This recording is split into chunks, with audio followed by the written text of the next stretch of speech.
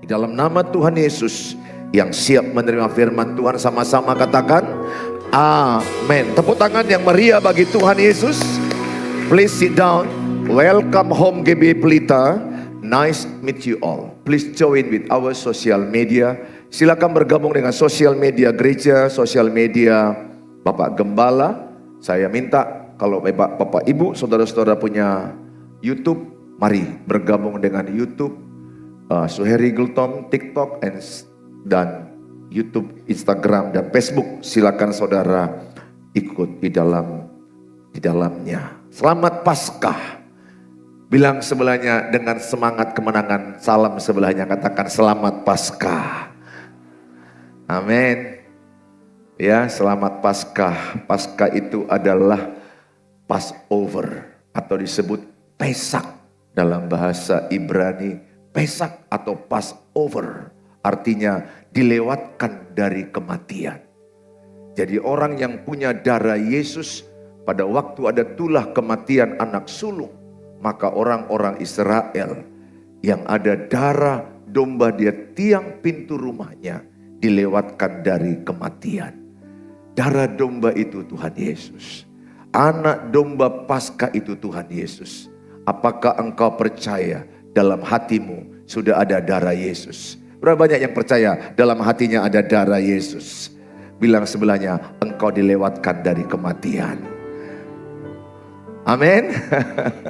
Saudara, Paskah itu adalah kebangkitan, kemenangan. Maut telah dikalahkan, kematian telah dikalahkan. Maka Yohanes 11:25-26 dikatakan, barang siapa yang percaya Tuhan Yesus tidak mati selama-lamanya.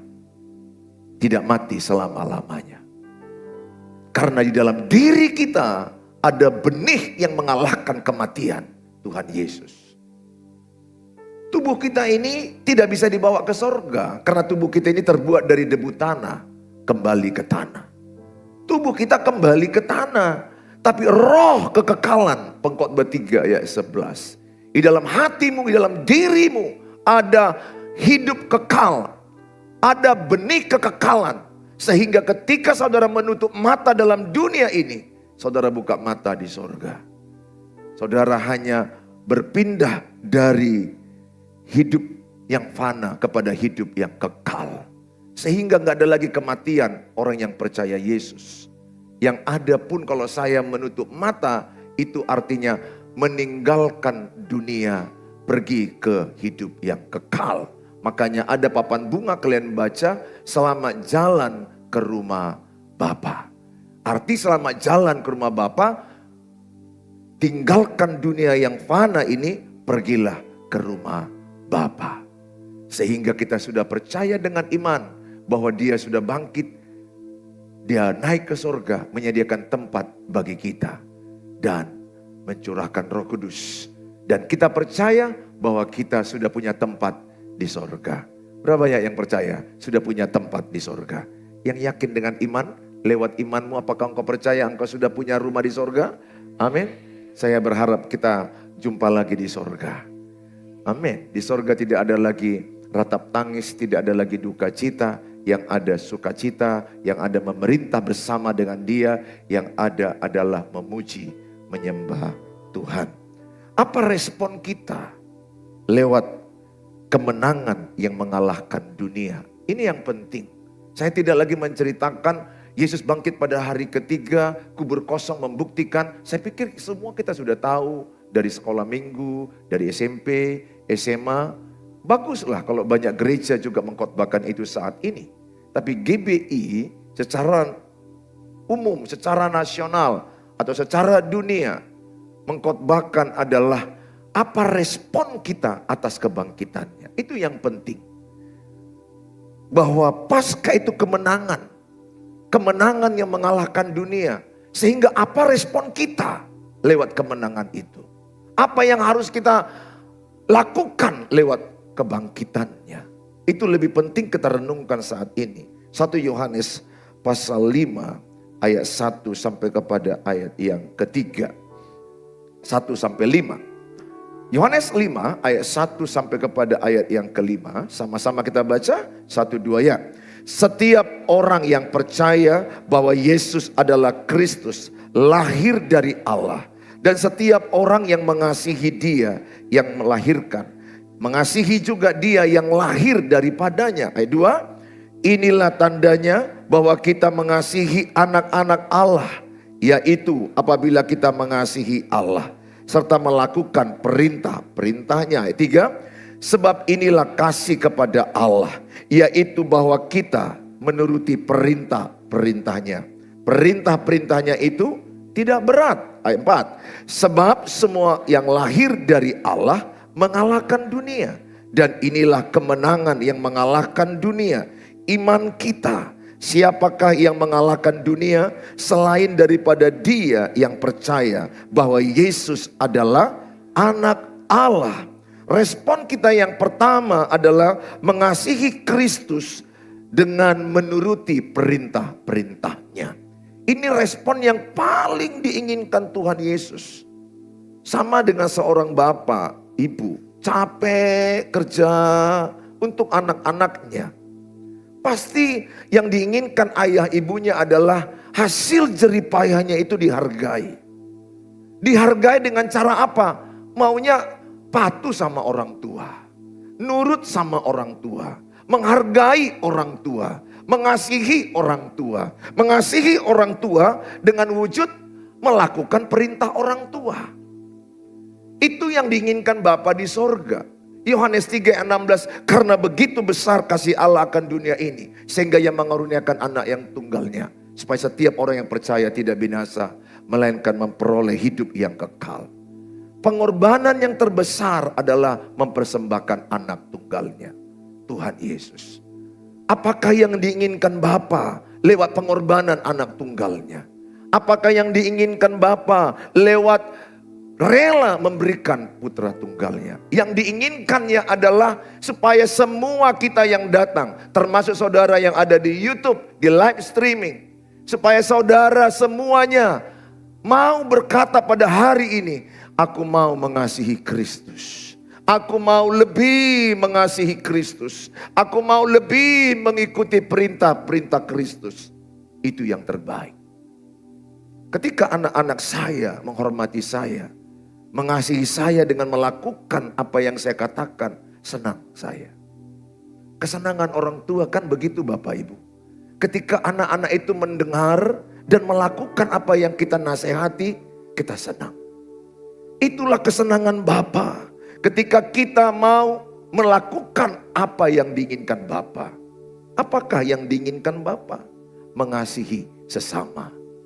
Saudara, perintah-perintah Tuhan dikatakan pada poin pertama ini, ayat 2 dan 3. Perintah-perintah Tuhan tidak berat. 1 Yohanes 5 ayat 2 dan 3. Inilah tandanya bahwa kita mengasihi anak-anak Allah, yaitu apabila kita mengasihi Allah serta melakukan perintah-perintahnya. Sebab inilah kasih kepada Allah, yaitu bahwa kita menuruti perintah-perintahnya. Perintah-perintahnya itu tidak berat. Saudara mungkin selama ini berkata perintah Tuhan berat. Tapi ini ayat jelas berkata perintah-perintah Tuhan tidak berat. Ternyata perintah Tuhan tidak berat. Ada banyak orang berkata, wah perintah Tuhan itu berat. Gak mungkinlah kita lakukan dari kitab Kejadian sampai Wahyu. Sangat berat perintah Tuhan. Tapi sekarang saudara boleh baca, perintah Tuhan tidak berat. Tepuk sebelahnya, perintah Tuhan Yesus tidak berat. Tepuk sebelahnya, perintah Tuhan Yesus tidak berat. Yang selama ini kita merasa berat perintah Tuhan itu. Tapi ayat ini berkata perintah Tuhan tidak berat. Dari Kejadian sampai Wahyu hanya duanya inti perintah Tuhan. Dua ini harus kita lakukan. Mungkin yang lain kita gak terlalu hafal, Keluaran, Bilangan kita gak hafal. Kita gak hafal apalagi Habakuk, Jepanya, waduh. Apalagi kita kitab-kitab yang Mika, mungkin kita gak hafal banyak sekali. Tapi Tuhan itu baik. Disimpulkannya hanya dua. Yang dua ini tidak bisa tidak tahu. Saudara harus tahu dan harus melakukan yang dua ini. Dalam 1 Yohanes pasal yang ke-3 ayat 22 sampai 23. Mari sama-sama kita baca. 1 Yohanes 3 ayat 22 sampai 23. 1, 2, iya. Dan apa saja yang kita minta, kita memperolehnya daripadanya. Karena kita menuruti segala perintahnya. Dan berbuat apa yang berkenan kepadanya. Ayat 23. Dan inilah perintahnya itu. Supaya kita percaya akan nama Yesus Kristus, anaknya. Dan supaya kita saling mengasihi sesuai dengan perintah yang diberikan Kristus kepada kita. Saudara yang saya kasihi, dari ayat ini saudara harus menyadari ternyata perintah Tuhan tidak berat. Karena perintah Tuhan itu disimpulkan dengan dua saja. Yang pertama dikatakan adalah percaya kepada Tuhan Yesus Kristus. Yang kedua adalah mengasihi sesama. Mengasihi sesama. Kalau kita nggak percaya kepada Tuhan Yesus Kristus, maka kita tidak masuk surga. Siapa yang percaya kepada Tuhan Yesus Kristus, Yohanes 1 ayat yang ke-12, diberi kuasa menjadi anak-anak Allah. Saudara, ketika engkau percaya Yesus Kristus adalah Tuhan, percaya Yesus Kristus mati di Bukit Golgota 2000 tahun lalu, percaya bahwa dia bangkit pada hari ketiga, iman percayamu itulah yang menyelamatkan saudara. Saudara, sejahat apa dirimu, separah apa keadaanmu, yang satu ini saudara harus pegang, percaya Tuhan Yesus. Mungkin engkau berkata, Tuhan, aku banyak dosa, banyak kesalahan. Semua manusia lahir sudah berdosa. Tidak ada manusia yang tidak berdosa. Justru karena dosa manusia itulah dia rela mati di kayu salib. Karena upah dosa adalah maut. Maut artinya terpisah daripada Allah selama-lamanya. Tapi begitu besar kasih Allah, dia rela mati di kayu salib. Begitu besar kasih Allah, dia mau menanggung segala kutuk dan dosa supaya kita diselamatkan. Pesanku sama saudara, tetaplah percaya kepada Tuhan. Karena banyak orang mulai merasa, benarkah Tuhan ini ada? Ketika aku dalam kesulitan, aku dalam kesusahan, kenapa Tuhan tidak tolong saya? Saudara, kalau lihat kekristenan di daerah Eropa, sudah sangat menurun. Mereka namanya agnostik. Agnostik itu adalah mereka tidak bergereja, mereka tidak punya tempat ibadah, tapi udah hanya sepertinya, ya seperti ada zat yang kuat lah. Seperti sejenis Tuhan kayak itu kalian bilang, tapi zat-zat di atmosfer. Nah, itu agnostik. Ada yang terus terang ateis. Ateis adalah mereka nggak lagi percaya ada Tuhan. Ketika semalam seseorang share video sama saya yang terjadi di Eropa. Jadi mereka wawancarai semua orang yang lewat di mall, di jalan-jalan. Apakah engkau percaya Tuhan Yesus? No. Apakah engkau percaya Tuhan Yesus? No. Hampir semua. Hanya ada satu ibu, ini secara random, acak. Hanya satu seorang ibu, apakah engkau percaya Tuhan Yesus? Yes, I do. Dia percaya. Satu di antara 20 yang ditayangkan. Itu serius Bapak Ibu. Korea Selatan, kekristenannya menurun. Karena mereka mengalami kemakmuran ekonomi. Sehingga mereka semua sekarang mulai mengikuti Eropa. Maka gereja di Korea Selatan turun 33%. Anak-anaknya itu sudah gak jadi Kristen lagi. Karena anak-anaknya sudah mulai hidup dengan kemakmuran. Hati-hati Bapak Ibu, perhatikan anakmu. Anakmu bisa hilang di zaman sekarang ini. Anakmu bisa lari menjadi orang-orang yang agnostik, ateis. Mereka gak percaya lagi Tuhan. Ya mereka hanya percaya ada sesuatu yang kuat di atmosfer ini. Itu yang terjadi. Saya ajak semua kita, supaya saudara jaga imanmu. Percaya Tuhan Yesus. Bahwa hanya satu jalan keselamatan, Tuhan Yesus. Yohanes 14 ayat 6. Tidak seorang pun sampai ke rumah Bapa kalau tidak melalui Tuhan Yesus. Jadi satu kepercayaan kita bahwa kita teguh iman kita, kita percaya Tuhan Yesus. Itu yang penting saudara. Saudara jagat, turunkanlah ke anak-anakmu supaya tetap percaya Tuhan Yesus. Jangan tinggalkan iman. Wariskanlah imanmu kepada anak-anakmu. Warisan yang terbaik itu adalah warisan iman. Bukan harta, bukan kekayaan, bukan jabatan. Tetapi warisan yang terbaik dari orang tua adalah wariskan iman. Tetap percaya Tuhan Yesus. Saya selalu bilang kepada anak-anak saya, percaya Tuhan Yesus. Pegang itu. Nah, yang kedua perintah Tuhan itu adalah dikatakan mengasihi sesama. Jadi kalau saya berkata mengasihi Tuhan Yesus, percaya Tuhan Yesus, maka 1 Yohanes 4 ayat 20 sampai 21 dikatakan, barang siapa yang mengasihi Tuhan yang tidak kelihatan, tapi benci dengan orang yang dilihatnya, pendusta. Apakah ada di ruangan ini benci dengan seseorang? Shalom. Selamat Paskah. Adakah di hatimu benci dengan seseorang? Tepuk sebelahnya. Adakah orang yang kau benci? Tepuk dulu, mana tahu dia bilang, mantan pacarku benci kali aku samanya. Mantan istriku, aduh kalau bisa matilah dia aku buat. 1 Yohanes 3 ayat 15, pembenci tidak masuk surga. Ada seorang suami sangat benci sama istrinya, dibunuhnya mati.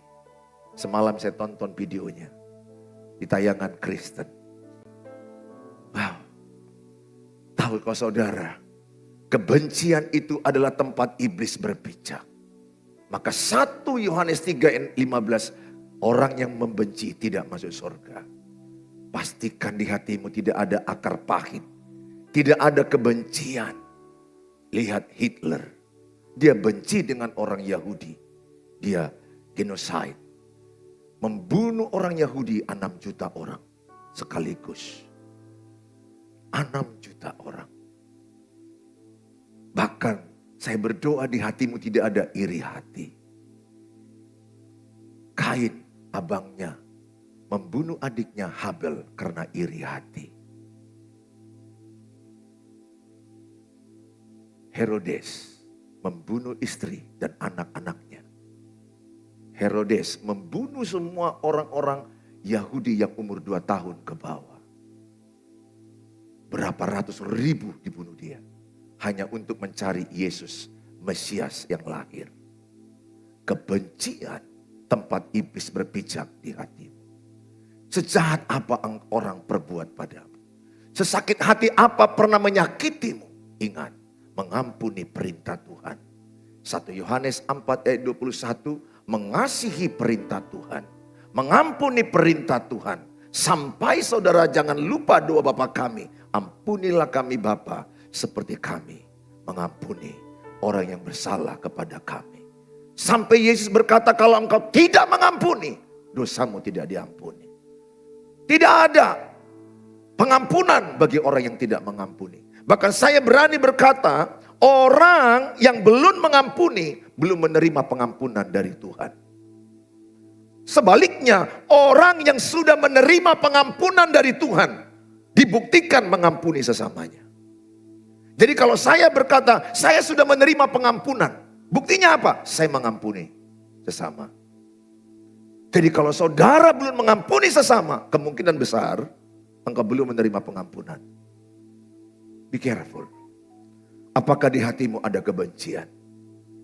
Sesakit hati apa orang buat kepadamu? Karena bagi warisankah sehingga abang adik gak cakapan? Karena bagi warisankah anak abang menikah tidak pergi? Karena bagi warisankah anak adik meninggal gak pergi? Betapa cintalah engkau kepada uang. Betapa cinta engkau kepada harta. 1 Timotius 6 ayat 10, cinta uang akar kejahatan.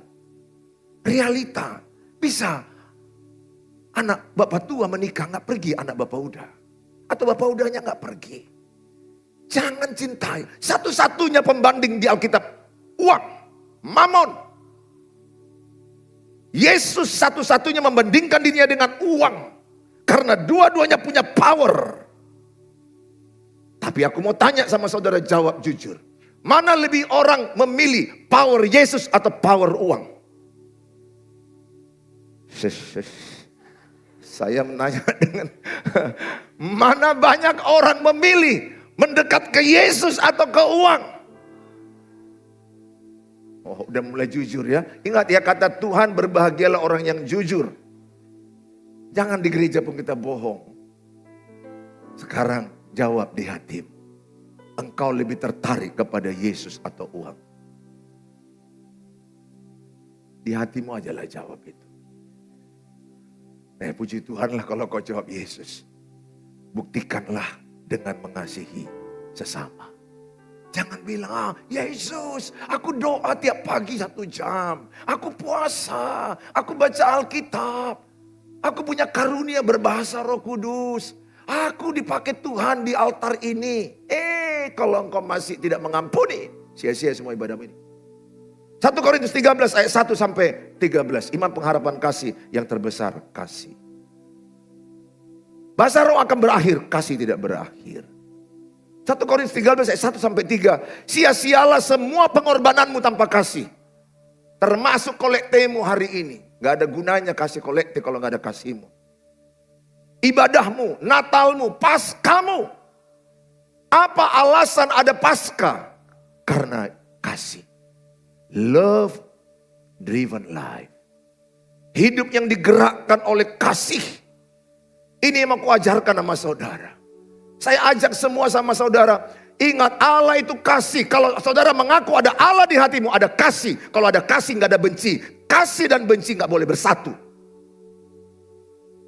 Mengalahkan gelap ini hidup terang, gelap hilang. Kalau ada di hatimu kasih. Yesus 100% tidak ada benci. Tapi aku gak cocok sama dia. Itu gak masalah. Itu gak dosa. Aku gak cocok sama dia. Kenapa kau gak cocok? Bau napasnya. Itu gak masalah. Itu masalah bau napas. Bau badannya.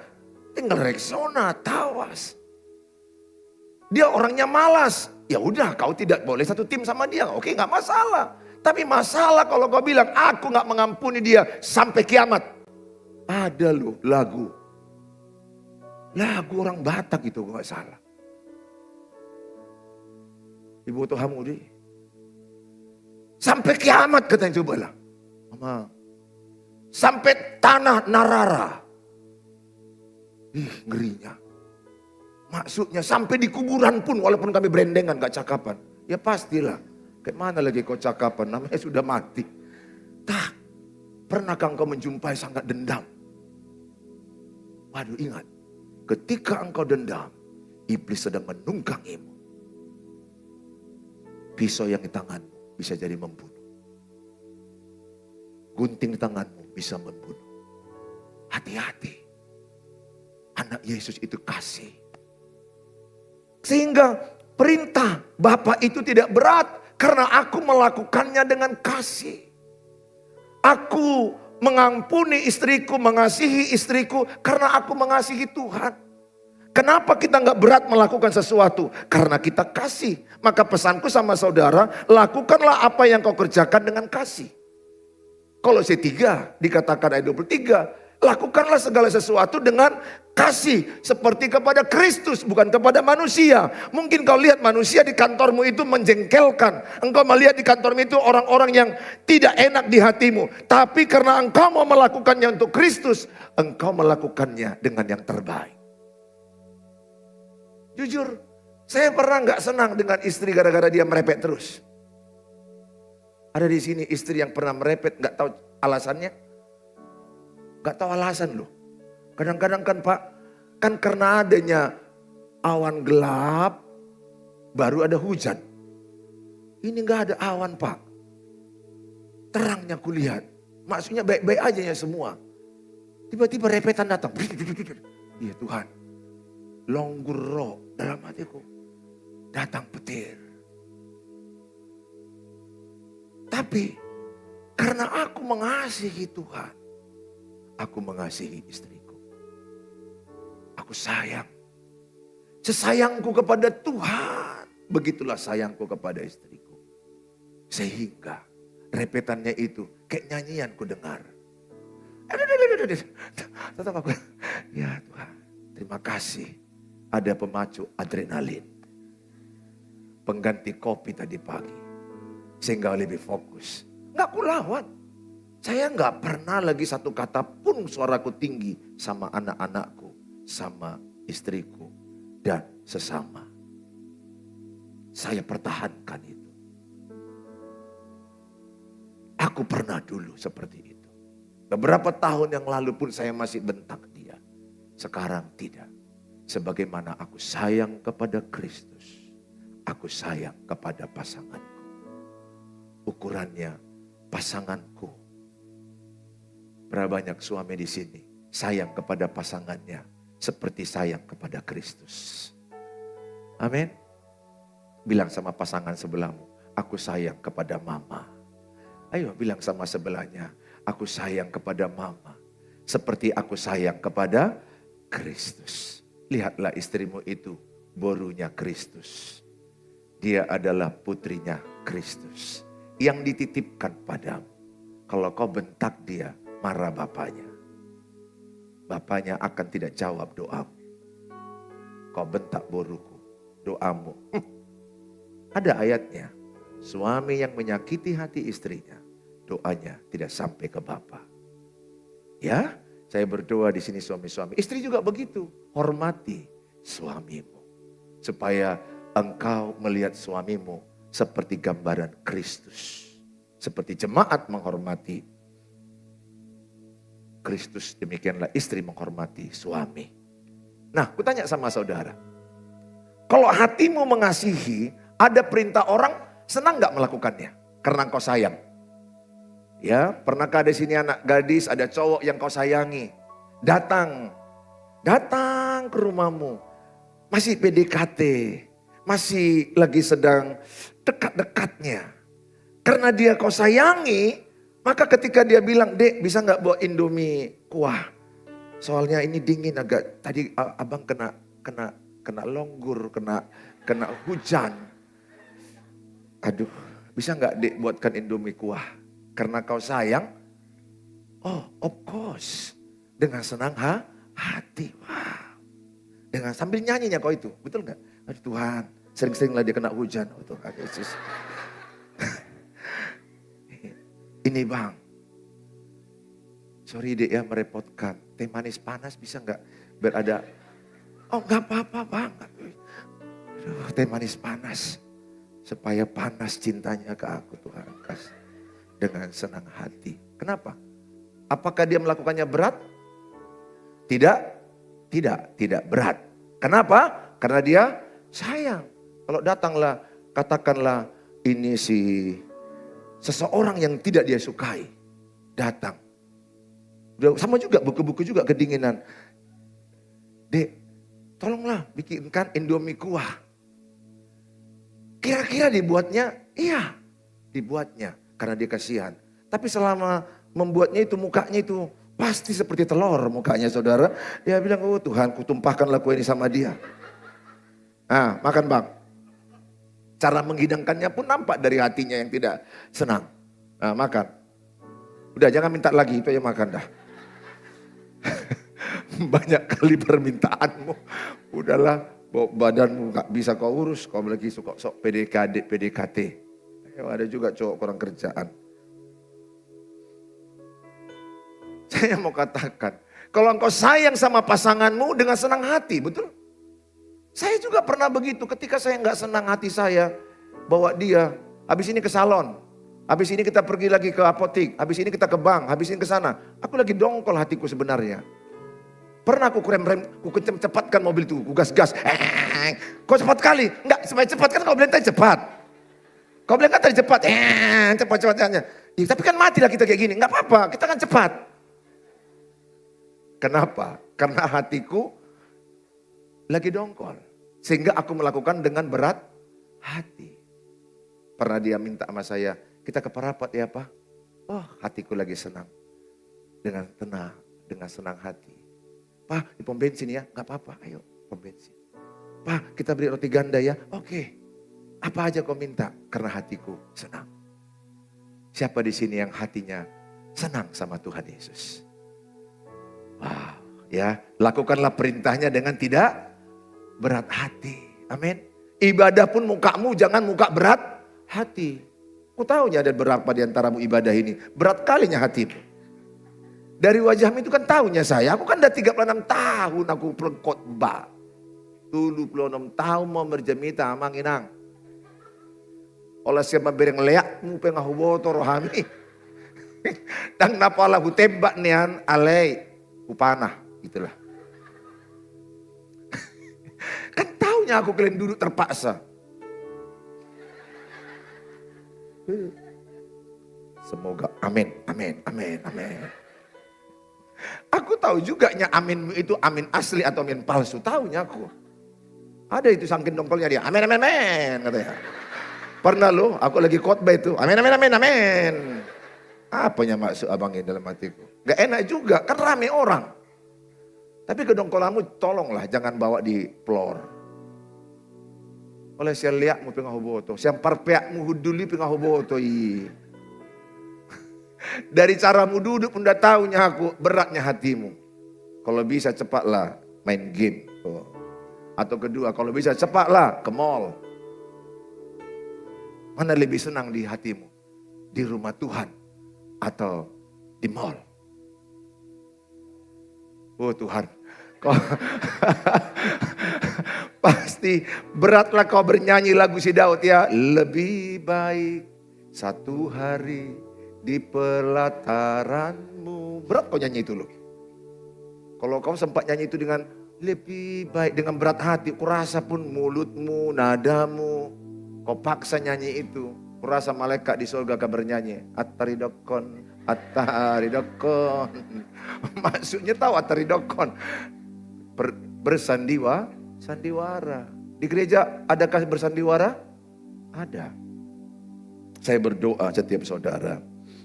Kasihilah Kristus. Kasihilah sesamamu. Amin. Saya udah lihat kok wajah-wajah. Tidak ada benci lagi di hatimu. Memang kau tersakitinya. Tapi kau tidak benci. Kalau kau jumpa sama dia, kau tetap damai. Kau tidak ungkit-ungkit kesalahannya. Tapi tidak salah kau tidak mau dekat satu tim sama dia. Itu gak salah. Karena dia beracun atau pemalas. Yang kedua adalah respon kita adalah mengalahkan dunia. Penting kita saudara meresponi karena kemenangannya atas maut, kemenangannya atas dosa. Kita pun maunya menang atas keinginan daging. 1 Yohanes 5 ayat 4 sampai 5. Sebab semua yang lahir dari Allah mengalahkan dunia. Dan inilah kemenangan yang mengalahkan dunia. Iman kita. Iman percaya Tuhan Yesus. Siapakah yang mengalahkan dunia? Selain daripada dia yang percaya bahwa Yesus adalah anak Allah. Kalau saudara dan saya percaya Yesus sudah mati di kayu salib. Kita percaya bahwa Yesus adalah anak Allah. Kita percaya bahwa dia mati dan bangkit pada hari yang ketiga. Maka dalam dirimu ada yang namanya spirit pemenang. Maka Roma 8 ayat 37 berkata, engkau adalah lebih daripada pemenang. Pulanglah dari Paskah ini dengan yakin kalau maut telah dikalahkan, apalagi masalah. Kalau kematian sudah dikalahkan, bilang sebelahnya, apalagi masalahmu, tepuk sebelahnya. Masalahmu pasti dikalahkan, bilang sebelahnya. Semangati dia supaya jangan tertunduk-tunduk kayak gitu kulihat. Semangati dia. Amin. Kalau Yesus sudah mengalahkan maut, telah mengalahkan kematian, dengan iman percaya, seluruh masalah kita pun telah dikalahkannya di kayu salib. Bagian kita adalah hidup dalam janji dan kebenaran firman-Nya.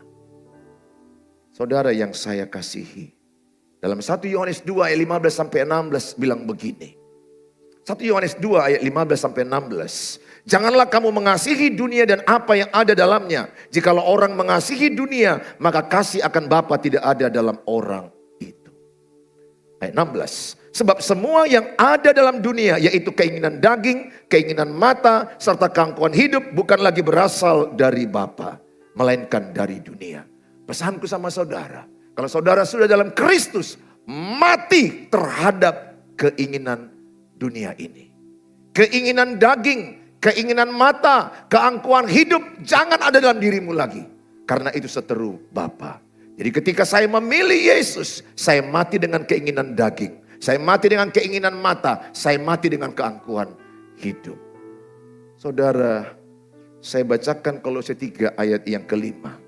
Kolose 3 ayat 5 katakan adalah, karena itu matikanlah dalam dirimu segala sesuatu yang duniawi, yaitu percabulan, kenajisan, hawa nafsu, nafsu jahat, dan juga keserakahan yang sama dengan penyembahan berhala.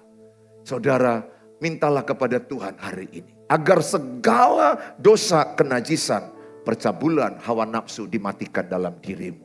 Bagaimana caranya Pak Pendeta mengalahkan kenajisan, hawa nafsu, percabulan? Satu caranya. Dalam kitab Galatia 5 ayat 24. Ini yang saya lakukan. Kalau dulu saya lakukan begini. Saya sih nggak salahkan kali ya. Tapi nggak berhasil. Dalam nama Yesus perzinahan keluar. Dalam nama Yesus percabulan keluar. Dalam nama Yesus roh-roh najis keluar. Nggak keluar, masuk juga. Kenapa? Bukan itu caranya. Walaupun itu sesekali oke lah, mungkin di daerah pelacuran kita sedang ada atmosfer roh perzinahan yang kuat di situ, oke lah. One time. Tapi untuk lebih konsisten kita menang, caranya ini, Galatia 5 ayat 24. Mari sama-sama kita baca, 1-2 ya. Barang siapa menjadi milik Kristus Yesus, ia telah menyalibkan daging dengan segala hawa nafsu dan keinginannya. Tadi pagi ini saya renungkan dengan sangat. Saya membayangkan Yesus yang mati di kayu salib. Saya membayangkan yang tersalib itu adalah kedaginganku. Yang tersalib itu adalah hawa nafsuku. Yang tersalib itu adalah segala yang namanya keinginan dagingku.